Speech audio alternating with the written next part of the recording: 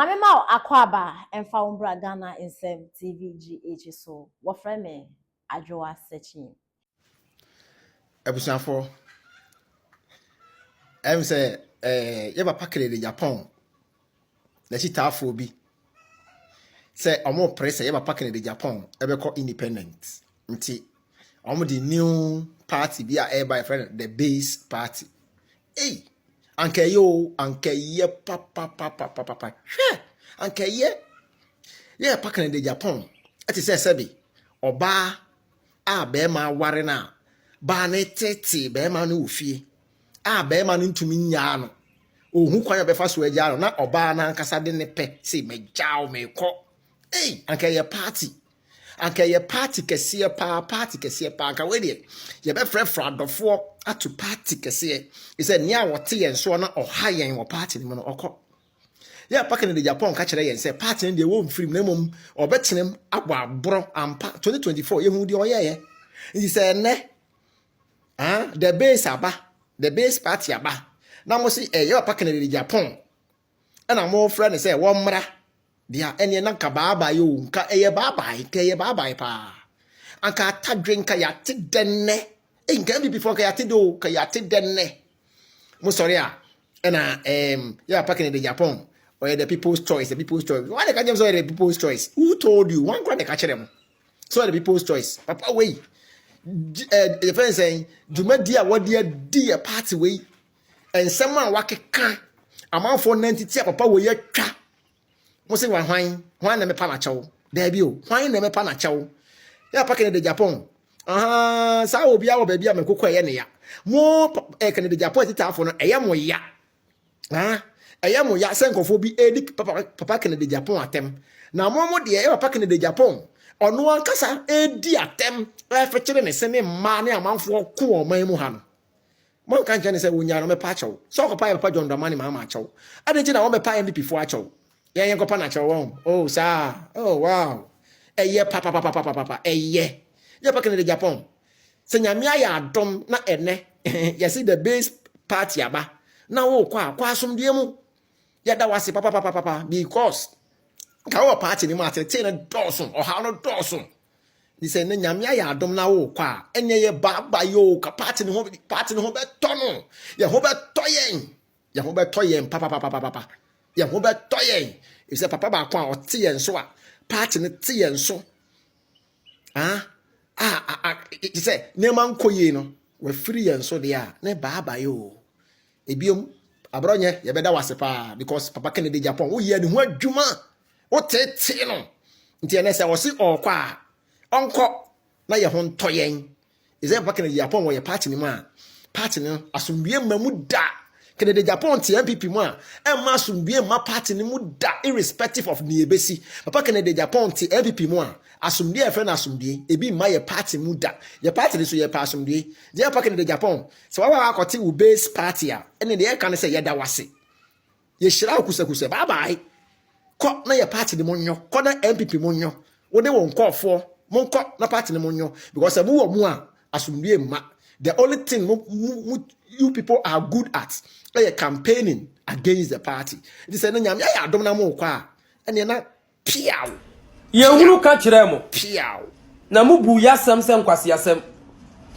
ebra ye huru se NDC fo ato am wo mo kokofuom titiro ni enhwesofo a na mo hwe koko owura nom emfuo so ye ka kire mo se mu hwe yo na nkwase yafo ya wo mato am hoyi enne omonnimu na esisa koko eti aboye ebo koko no omunya nyansafo ntimu hwe omuye sankwasiafo we na ha Ghana bepemu ne because dabi ya mekase kofuo edi metro mass nhihye ye baaye ena NDC aban etumi ba be manage ya kanya ne se ne mate ne driver fo ena ewuru krowe opon wadwuma intimidation and mate ni driver de obe fam ansa no waduru fie enya asem keto me ka kire koko hwesofo na wokọ inkurase a won na etenhweso so ye nuanum sirimfo 90% eye nuanum me ka kire mo se won na atoa mo nene mo sisa koko no omo nya nyansafo ntimu hwe omo ye nkwase afo pa na atoa mo muram ho mo kura mo ye nyansafo chen omo Monhwe omuye. Mohu de asine. Mohu ne asine asɛm a mekae. Wona anenam dwom ubehia obi. Ese de oma o cheat. Ade ya gina no wonkyerɛkyerɛ 24-hour economy mu nkyerɛw. Meanwhile, ni din kura wontumi ntwerɔ. Ade na wode nam no onte ase. Ya maame no mu amu dwom ahu ne yato mo. Koko akuafo. Meka kyerɛ mo. Se omo nam mu koko ase ne mo sisa koko no. Monye very careful na omo nya nyansafo. Tworo krase, tworo sense ene nyansafo mmo no wahunu nyansa. Nyankopon, wasi ne nyansafo emmo no wahunu nyansa. Enkrofo we na aha o my we big time abepem ne ye bere. Enne ukọ hospital ko hwe ne yasie. Eno ma ba omi abeye ne hospital nyina wo bekọ ubi bia wo wa yisu ne da bi o ma go back to notebook. Sa enkrofo we. O chichiri o my ko wanimu no ye ba pe ne ya befa ba bi a wo chichiri free sign ba ye no ne ye de akotwam wo ho akosi akiri. Meka kire mo mo tenhweso mo mo kwa medanso adwuranom mo do aburo beans bayire mekan se mo hwe o mu yo to mi ne kom na de sankwase yafoyi a wo mo nam so ekekam gimi kire mo o mo nya nyansafo mo nya very careful wo sankrofo we ho ene ma hunu yakosie nimdie ne nhyehyɛ ya ye beye na wo a wo do aburo bayire beans yama wanya bo no sa nimdie no ni ho Timonya very careful. Nkrofo we eye kom na ade wo mu emfie nwotwe ene ye petumi yasesa asofo no ma ya yusuo ye tunu mu nyina edi yachi ene kuremu nsɛmtwerɛfo ye funu nsɛmtwerɛfo nkwaseafo edi yachi Captain Smart no ene wahu oma wiye obi a ne yesi ye de ne ba no na wabetam koko akọ 75 million amamo no ene koko price ye sei ya papa no koko akuafo grantuwa mo Koko price say Mogabi dia mempese meka na sem ono wonom nsapada odaso no apetesi bepem ne ba bia wiase aduri Koko price say moma yenya nyansafo NPP aban ebetena konwa so a aban na anya hwe kura no oye nhyehyeye a onfire konwa so no na oman na nya so mfaso free secondary school policy a akufu ado yeye Enfantini nyabi, asantini nyabi, angunani nyabi, sahwini nyabi. Ebunu ni nyabi. Kwawuni wu nyabi. Yenuanom nordness na wo hodada. Obia nya so mfaso. Asai se na nordness de no wo ho. Bia Ghana ni babia, enye yanom fui dabi. Babia obi beba be chichiro man kura de kono. Me say oba no wasan tam de akoyachi akotwam Afri babia nipa no fa friye ni enam aboye nam muram ni akuafo sesa koko ni edi turo nipa gimifo ni munyansa oka asem a wonte ase na kire ni nua nipa gimifo kwase ya oni munyansa ni ewo kire mu kire no ono wonte ase enimu nimdie ni wo kire mu kire edi ho adanse ya kire kansem hunu na nkrofo koko ase ena mahama say omumu omako suku nim se ne ye kan ontumi nye ne ye ka kire mo na mkoko ase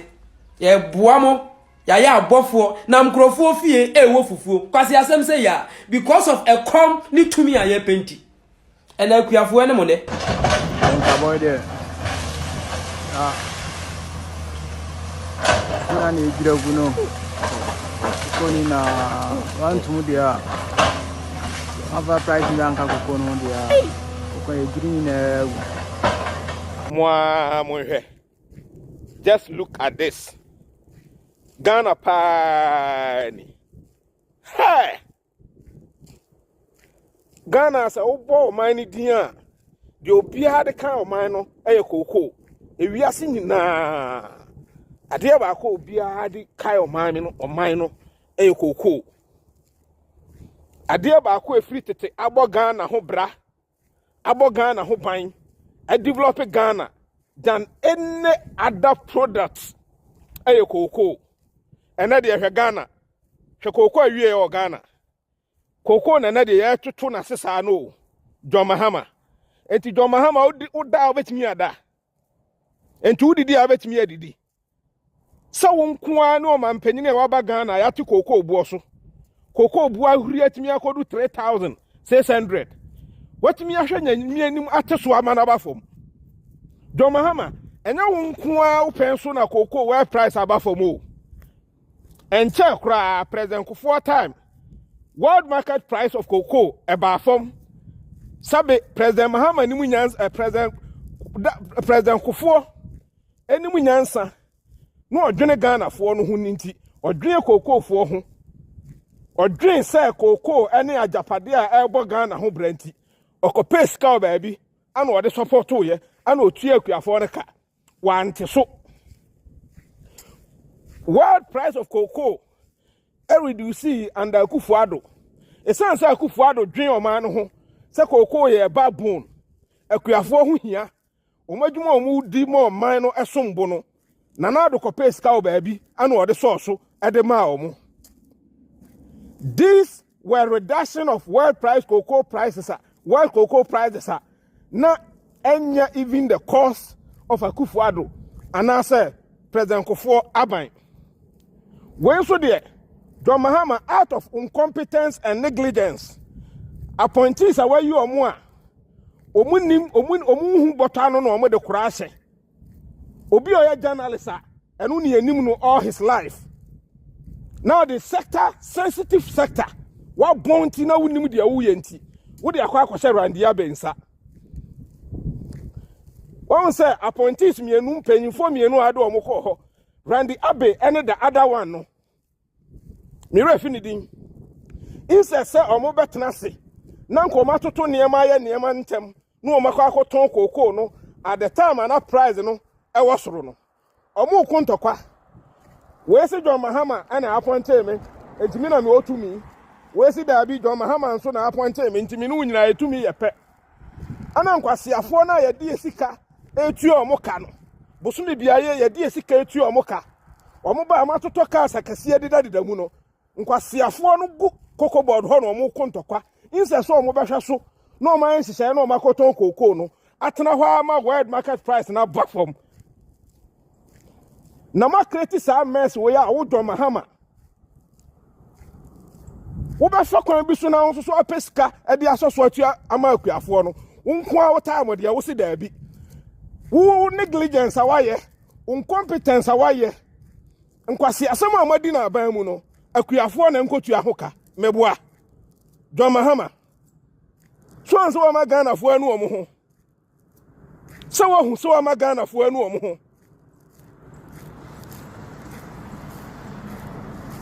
and the only John Mahama ni ehu saade we Ghana for mo nhyɛ no so this has not happened in Ghana aban no ontimi ntu koko no mu a ojai ema ne bo no ejina baabi ejina basamahu John Mahama will always be a history breaker or record breaker for any nonsense ebesi o Ghana and you can count them from the first term. John Mahama, he is the only president nonsense bi ebesi bia no e yo no time na esie and kanya sa asem wo yente na bakwasem da. Now look, cocoa farming is no more attractive to Ghanaians and they are now cutting down the cocoa trees.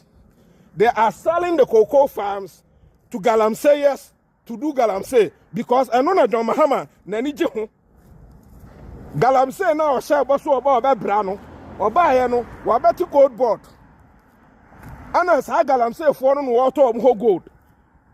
e ho no onya sika ne wi afa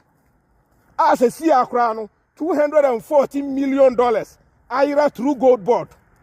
e ho na John Mahama nya ne sika ne wi afa